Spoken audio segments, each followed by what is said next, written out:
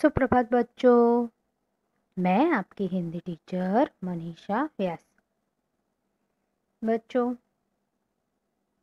आशा है कि आप सब अच्छे होंगे। आज का सुविचार है, जितना कठिन संघर्ष होगा, जीत उतनी ही शानदार होगी। हम जितना संघर्ष करके आगे बढ़ते हैं, कामयाबी हमें उतनी ही जल्दी मिलती है। हम मंजिल तक जल्दी पहुंच जाते हैं। और जीत कर किसको खुशी नहीं होती? जीत कर हम बहुत खुश होते हैं। तो हम जितना संघर्ष करेंगे, जीत उतनी ही कैसी होगी बच्चों? शानदार होगी। बच्चों, इससे पहले हमने मौखिक प्रश्न के उत्तर का अभ्यास किया था। आज हम लिखित प्रश्न के उत्तर का अभ्यास करेंगे। चलो पहला देखते हैं। ये आपको अपनी नोटबुक में ही लिखना है बच्चों। लिखित क्वेश्चन आंसर है। पहला देखो, कवि ने ढंग बदलने के लिए किसे कहा है? कवि ने ऐसे व्यक्ति को ढंग बदलने के लिए कहा है जो समय के महत्व को नहीं समझता। उनके लिए समय का कोई महत्व नहीं है। जबकि हम जानते हैं कि हमें सदा ही समय के साथ चलना चाहिए, नहीं तो क्या होगा? हम पीछे रह जाएंगे। ना आगे बढ़ जाना है, ना पीछे रहना है। हमें समय के साथ ही चलना है। समय के साथ ही हमें चलना है। सदैव अपनी मस्ती में रहता है, जिसको कोई परवाह नहीं है। कुछ भी हो, समय चला जाएगा तो वो फिर वापस लौट के नहीं आएगा। इसीलिए हमें सब कुछ सही समय पर ही करना चाहिए। और हमेशा बुरे कामों में रहता है। ऐसे व्यक्ति को ढंग बदलने के लिए कहा है जो हमेशा बुरे कामों के लिए सोचता रहता है, कुछ ना कुछ गलत काम करते हैं। वैसे इंसान को, वैसे व्यक्ति को कैसा बनने के लिए कहा है? अच्छा बनने के लिए कहा है। और आप अच्छे व्यक्ति बनोगे तो आप सदैव ही अच्छी तरह से जीवन भी जी सकते हो। तो यहाँ पर समय का महत्व बहुत ही अच्छी तरह हमें समझाया गया है। तो कवि ने ऐसे व्यक्ति को ढंग बदलने के लिए कहा है। हाँ, समय के साथ महत्व को जो समझाया, सदैव जो अपनी मस्ती में रहता है, बुरे काम करता है, वैसे इंसान को बदलने के लिए कहा है। कवि ने दूसरा देखो बच्चों, कवि ने बुरे काम छोड़कर क्या भजने को कहा है? कवि ने बुरे काम छोड़कर राम का नाम भजने को कहा है। किसका नाम भजने को कहा है? राम का नाम। बुरे काम को छोड़कर अच्छे अच्छे काम करने हैं और साथ में हमें भगवान का नाम लेते जाना है कि सदैव ही हम सही राह पर चले, अच्छा काम करें, कभी भी हम भटक नहीं जाए और हमें हमेशा सीधा रास्ता ही पसंद करें। ऐसे हमें भगवान को प्रार्थना करनी है और सही मार्ग पर चलते रहना है। तीसरा देखो बच्चों, हमें अपने मन को कैसा रखना चाहिए और क्यों? हमें अपने मन को हरा भरा रखना चाहिए। कैसा रखना चाहिए?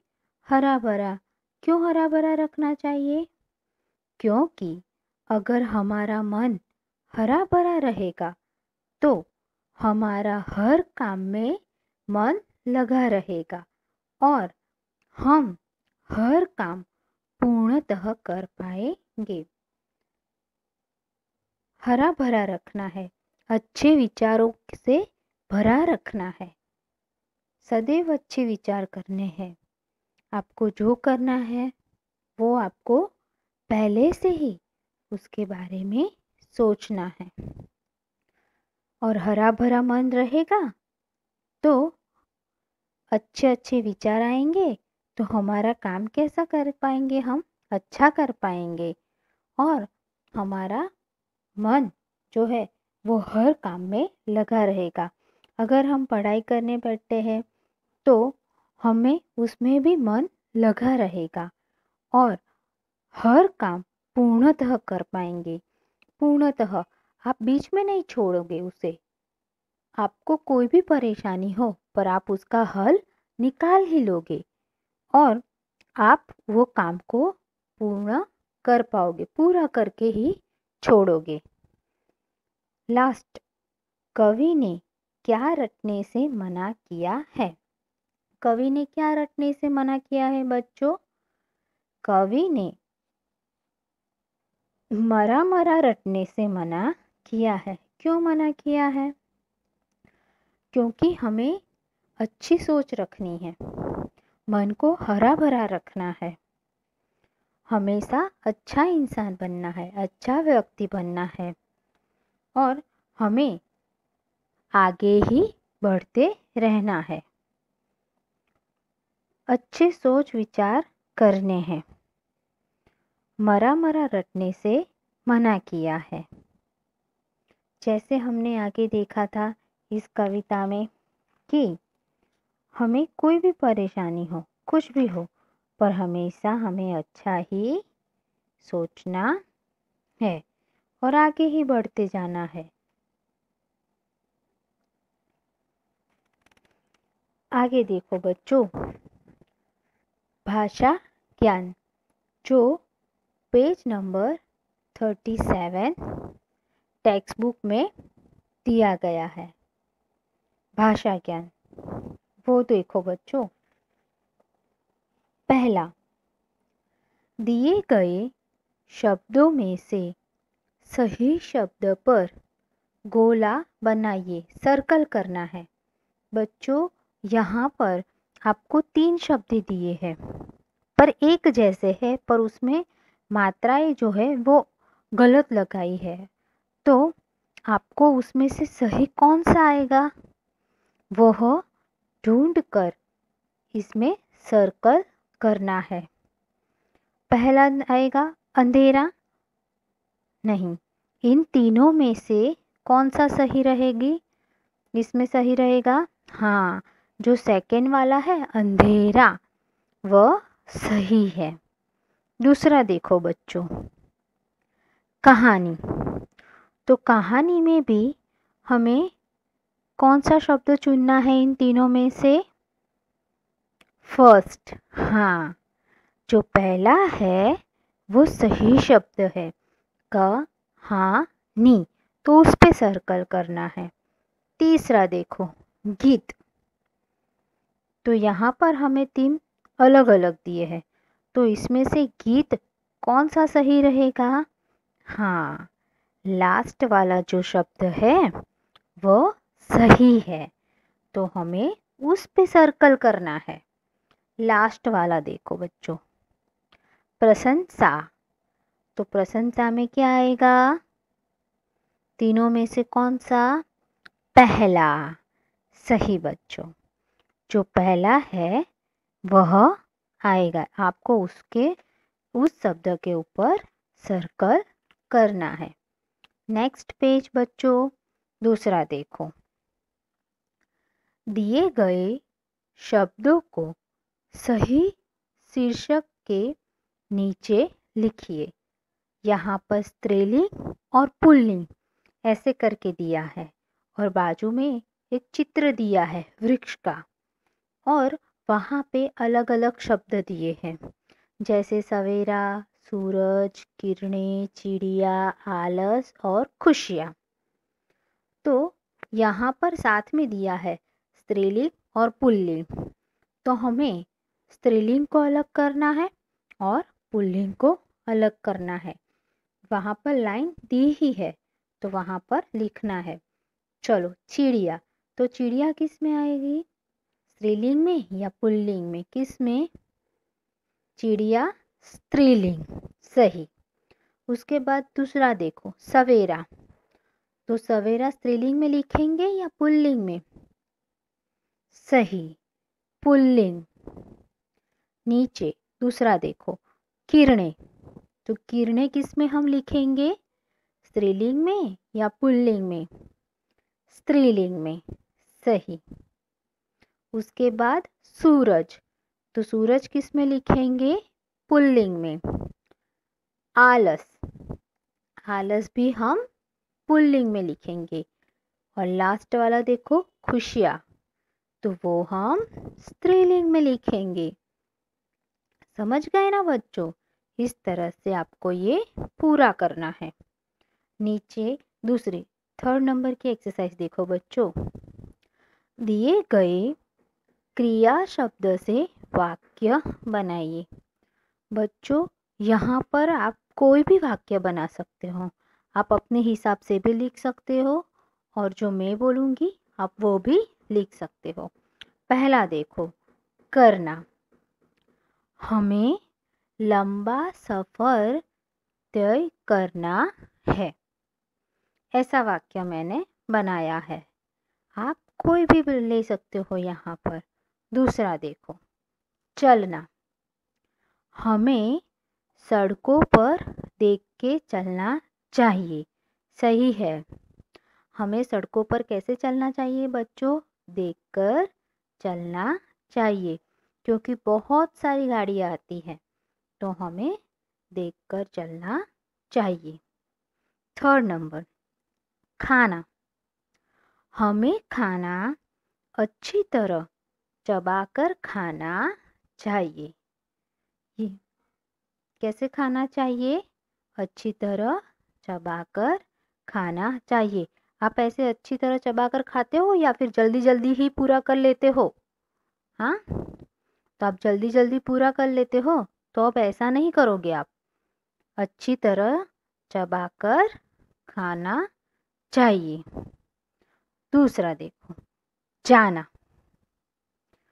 गायों को चराने वन में जाना। गायों को चराने वन में जाना। लास्ट, देना। मैं आपको कुछ चीज़ें देना चाहता हूँ। कोई भी। मैं आपको कुछ चीज़ें देना चाहता हूँ। आप यहाँ पर कोई भी वाक्य बना सकते हो। मैंने इस तरह से यहाँ पर बनाकर लिखे हैं। आप अपने हिसाब से भी आपको जो मन पसंद हो वो यहाँ पर लिख सकते हो। बच्चों, अब सामने वाला पेज देखो, पेज नंबर 39। हंसते गाते।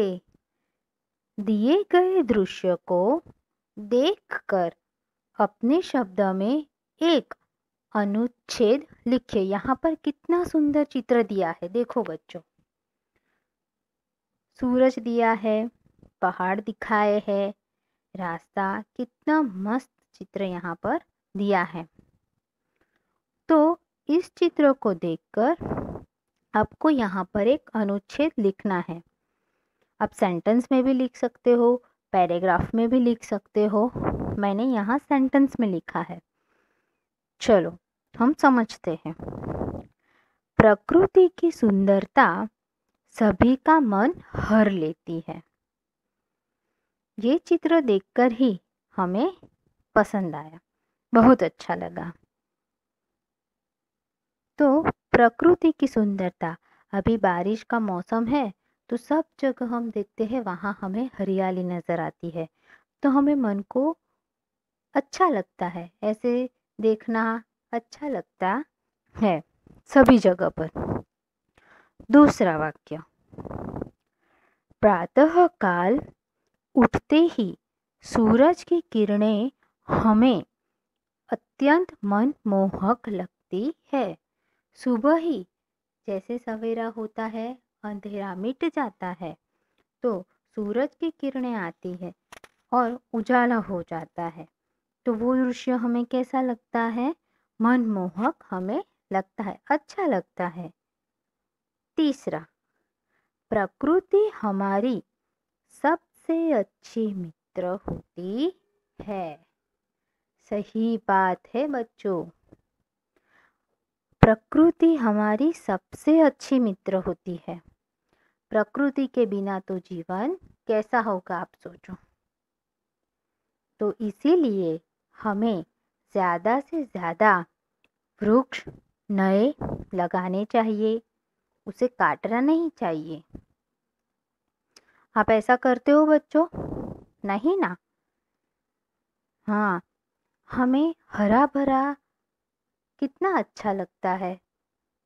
अगर हमें ऐसी जगह पर छोड़ दे जहाँ पर कोई भी वृक्ष नहीं है, कुछ नहीं है, जैसे रेगिस्तान हो वैसा, तो वो हमें पसंद आता है? नहीं।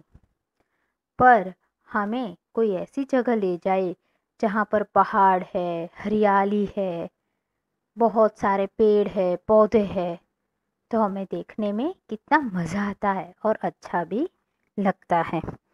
तो प्रकृति हमारी सबसे अच्छी मित्र होती है। यहाँ पर हमने 3 सेंटेंस बनाए। आप यहाँ पर आपको जितना मन चाहे उतना आप यहाँ पर लिख सकते हो।